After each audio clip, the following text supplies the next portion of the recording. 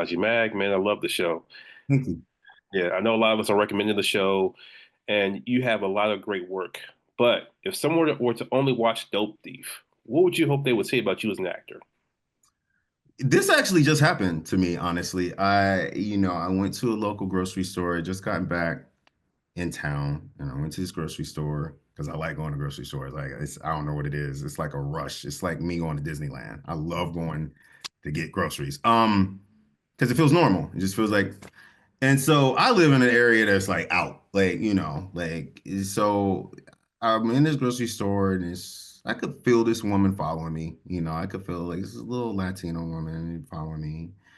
And she finally comes up to me and she was like, "Are you the actor from Dope Thief?" And I was like, "Huh!"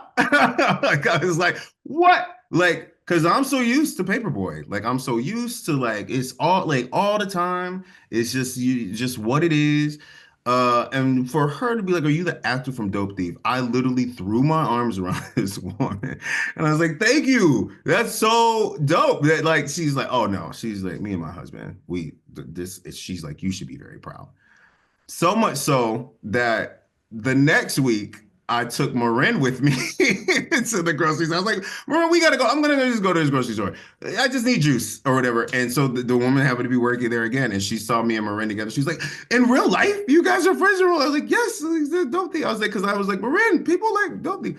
Um, I don't know. It's truly gratifying. For that to be the first way that somebody knows me, because I have no control of how people digest me in this. I have no and I was talking about it earlier. I was like, my career has come with different losses.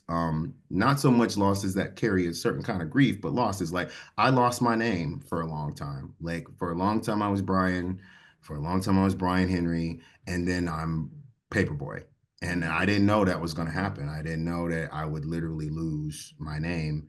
And so at some point, what I wanted to do was reclaim it in a different way by hopefully giving a plethora of characters and different ways for you to see me that people would. But it just always felt like I was trying to reclaim my name.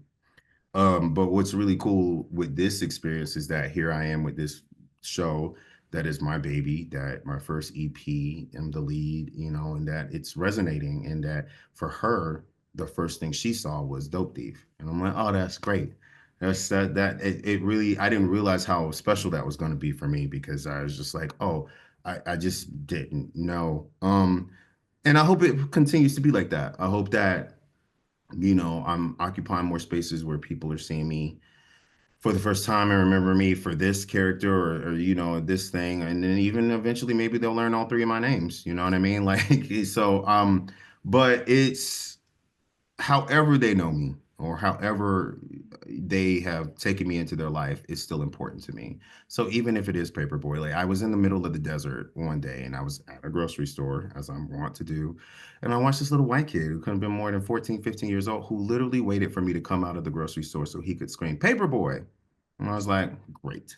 I was like, because in his mind I don't know how what that must have meant for him and like to see me in a space like that. So I'm always learning as well, but like to know that people are that Dope Thief is affecting and effecting people in that way it feels like a triumph and it's really cool to me. So I'm very grateful that this may be the first way that people have seen me and it's great. It feels good. We'll get used to it, man. And thank you once again for putting on the show. Thanks.